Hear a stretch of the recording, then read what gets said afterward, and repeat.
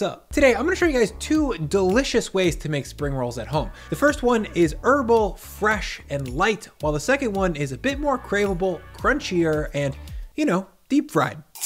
First up is my variation on the fresher Vietnamese style spring roll. To get started, I'll need 2 medium saucepans filled with water, and I'll just drop them on the stove over high heat. And once I've got some boiling water here into the first one, I'll add a lot of salt. Let's call it about a half cup, maybe 100 grams. Then in goes 1 pound of large shell-on shrimp.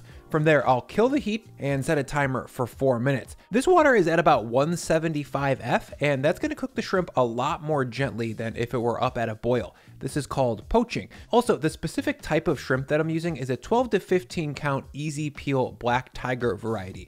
Easy to peel just means that they're sliced open and deveined along the backside, but the shell is still on. Easy peels are great for poached shrimp because the shell provides the shrimp meat with a protective barrier so it doesn't get rubbery or dry out, but the shell is still open enough in the back to let some of the salty water in to season the flesh. And after 4 minutes, I'll move these shrimp over to a plate to drain them off, and then I'll move them over to my fridge to cool them off. Next, over at pot of water, I've got a hard simmer going, so I'll kill the heat and then add in about half of the salt as I did before. About 50 grams worth for this 3 quarts of water. Then in goes 110 grams of rice vermicelli noodles. Any standard issue Asian variety of vermicelli would work fine here. I'm using Thai vermicelli because I've been cooking a lot of Thai food at home lately, but anything that's about this thickness will do. And after 4 minutes of soaking these noodles in sub-boiling water, I'll take them over to the sink and drain them off. From there, I'll give them a quick rinse with cold water to take the heat off of them so they don't turn into a mushy brick of starch. Then I'll come back with some scissors and chop these noodles down so that they don't get clumped up once they're in the roll.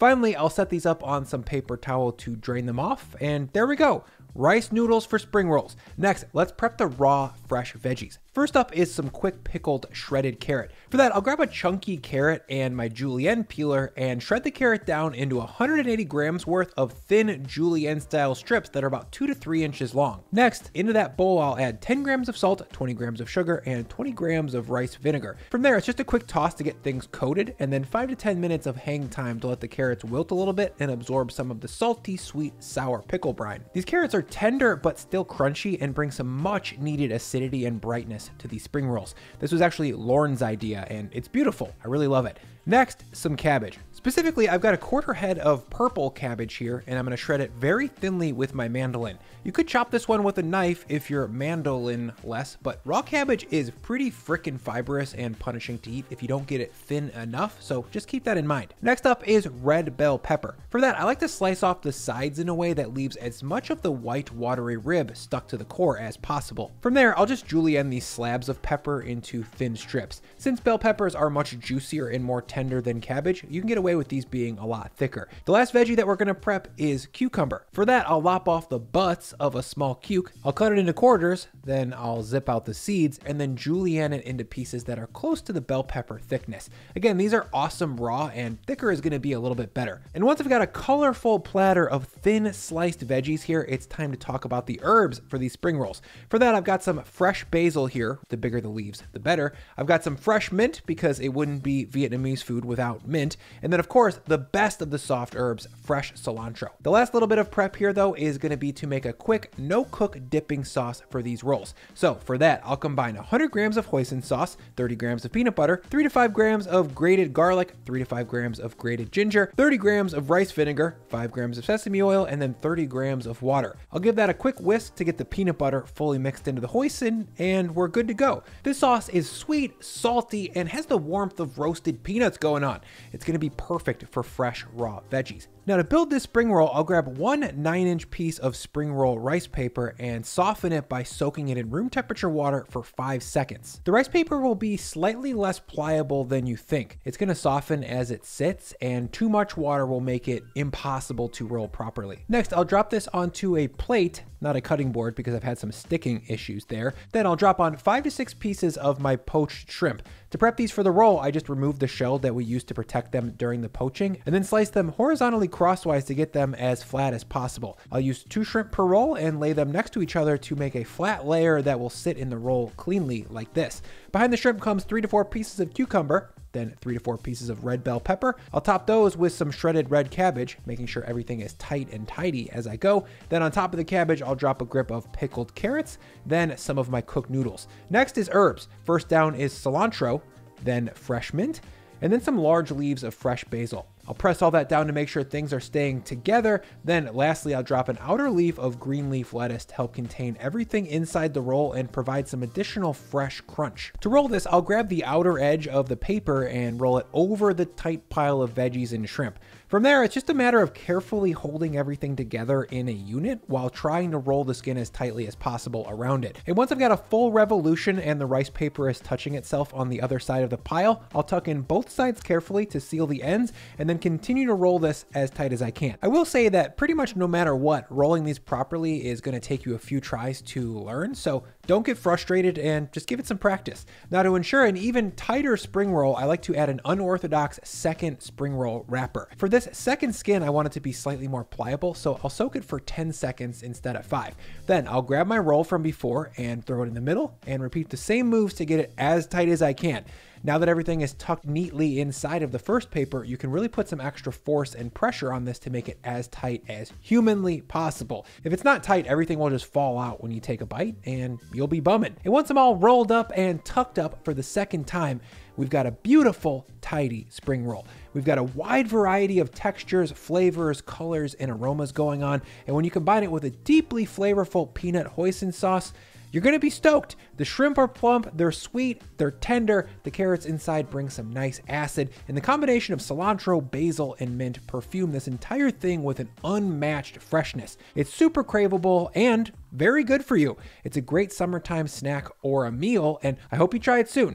Next up is the deep fried version of a spring roll. It's a textbook crowd pleaser, and my version has a few moves that make it pretty special. But first, let me quickly thank Seed for sponsoring this video. Not all probiotics are created equal, you guys, but these are the things that you probably should be looking for. And I'll get into a little bit more detail about 1 and 2 here. The first is specific strains. Probiotics aren't just specific species like lactobacillus. No, instead, within each species, there's actually thousands of different strains, and some have different effects in your body. But that detail about specific strains actually isn't required on probiotic labels, so a lot of probiotics don't disclose it. Seed's DSO1 Daily Symbiotic is made with 24 different strains, all of which are available for you to read more about in clinical data on their website. Another important thing to look for in a probiotic is survivability, meaning is the bacteria even going to make it to your gut alive? Probiotics are sensitive to heat, oxygen, light, and most importantly, your digestive system. So making sure the probiotics stay alive from shipping all the way till the time they make it to your gut is a big deal.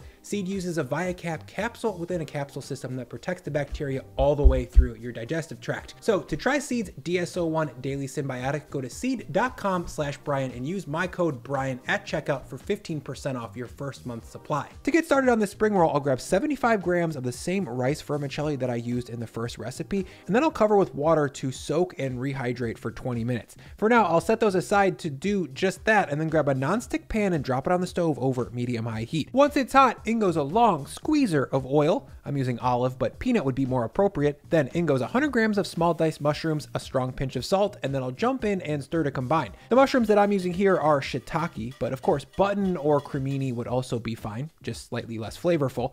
And now I'm going to saute these mushrooms over medium-high heat until they've lost their water and are softened. That'll take about 10 minutes. And once I've got some nice browning going on and the mushrooms are looking tasty and softened like this, I'll move them over to a medium bowl to cool down while I prep everything else. For now, the mushrooms go into the corner with the noodles. Then I'll grab my food processor and into the jar of that combine 225 grams or a half pound of shrimp. These are generic 2630 peeled and deveined shrimp, by the way. Then in goes 225 grams of pork, and then the lid goes on, and I'll spin these two meats together until the shrimp is broken down most of the way and the two are well combined.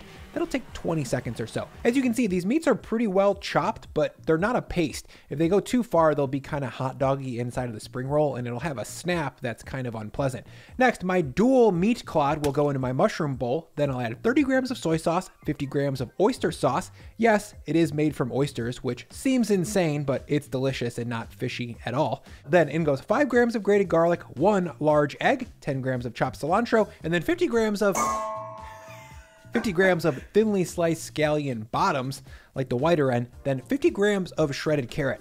I just hit these on the julienne peeler like I did in the first recipe. From there, I'll grab my bowl of rice noodles and drain off the soaking liquid. To make them easier to incorporate it into the meat, I'll cut them 3 to 4 times with scissors, just like I did for round 1. In goes my rice noodles. They should be tender but still dry. They're going to soak up a bunch of the moisture from the rest of the mix as we go. Next, I'll jump in with some gloved hands and mix everything to combine. Or if you don't mind riding dirty, just go barehanded here. I wear gloves to try and keep sticky foods like meat off of my camera gear. Unsuccessfully most of the time. And once this is all mixed together, it should look like a mess, basically, but an evenly combined one. Now, before we roll this up, I'm going to quickly bust out a sweet chili dipping sauce to have ready once these come out of the fryer. For that, into a small saucepan, I'll combine 100 grams of water, 5 grams of grated garlic, 5 grams of grated ginger, 25 grams of fish sauce, 50 grams of rice vinegar, 65 grams of sugar, and 25 grams of sambal chili sauce. Next, I'll move this pot over to the stove and bring it up to a hard simmer. Oh, and I forgot a crucial ingredient to any sweet and sour sauce, a little ketchup. About 15 grams should do. This is going to bring some redness and a little syrupy sweet tomato flavor. Next, I'll just cook this down until the liquid is reduced by about half. That'll take about 5 minutes or so. And once the bubbles are starting to get medium large sized like this, I'll add in 2 tablespoons of a thin cornstarch slurry. That's just 5 grams of cornstarch that I stirred into 25 grams of water. Now a quick stir to get that slurry mixed in, and instantly this is going to start to thicken into a syrupy sauce. Once the sauce can leave a little trail when I scoop my spatula through it, I'll call it thick enough. You guys, this sauce is so much nicer than the bottled stuff that you can buy at the store. That stuff is mainly corn syrup and chili flakes. This version, on the other hand, is aromatic, tart, salty, sweet, and a little bit funky from the fish sauce. Now, let's get to the rolls. For that, I'll drop a medium to large saucepan on the stove and then fill it with 2 quarts of neutral high smoke point oil. Also, make sure that the handle is not sticking out over the side. That needs to be over the stove part so you don't bump it with your body and spill oil on your body. Now, while that oil preheats, let's roll the rolls. For that, I've got some spring roll pastry here. Like phyllo dough, spring roll pastry is not really the type of thing you make yourself. I mean, you can, but the reward for doing so is not high, and the process is quite tricky. These particular sheets were like $4 at the international grocery store and will keep well in the freezer for many months. Now, I'll lay one of these sheets down in a diamond configuration, then drop about 75 grams worth of filling into one of the corners. Then I'll grab the bottom and flip it over that filling, then press down to make sure the pastry is tightly covering everything. I'll pinch at the sides to do this as well, and then use my finger and the side of my hands to trap the filling even more. From there, I'll fold over one side, then the other. Now it looks kind of like an envelope, and then I'll roll the whole thing as tightly as I can. If the filling is too loose inside, the roll can puff when it fries, and that can lead to an exploded spring roll.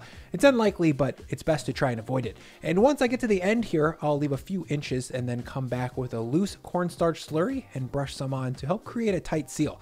I'll roll that up, press it down, roll it a little more, and that's how you create a tidy little spring roll. And once I've got all 12 of these little BBs rolled up, I'll drop them in my preheated pot of 350 F oil. When I drop them in, I am making sure to do that away from me so that they don't splash. And once they're all in, I'll set a timer for 5 minutes. After the first minute or so, I'll come back with my spider to rotate everything. The side that's facing down tends to get browner a lot faster because, you know, it's touching a very hot pan. So I'll spin these like hot dogs to make sure the browning is happening at a more even rate. And after 5 to 6 minutes of fry time at 350 F, these little beauties are looking lightly golden brown and are feeling quite firm. So I'll lift them out of the oil and move them over to a wire rack to drain and cool down. One thing to keep in mind here is that these won't be super dark brown like an egg roll. If you pushed these that far, they'd be over fried and fully saturated with oil. And after about 10 minutes of cool down time, it's time to dunk one of these spring rolls into a bath of sweet, spicy, tart, gingery chili sauce, and then listen to the crunch.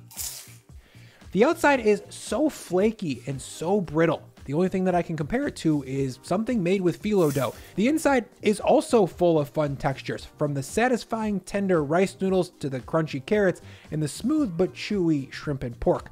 Like most dumplings, the combination of all these textures and flavors make up a whole that doesn't taste like any one thing.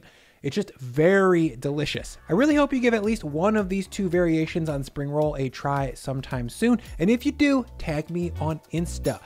Let's eat this thing. If you guys want to see some more videos for Asian inspired recipes, check out this video for pad thai.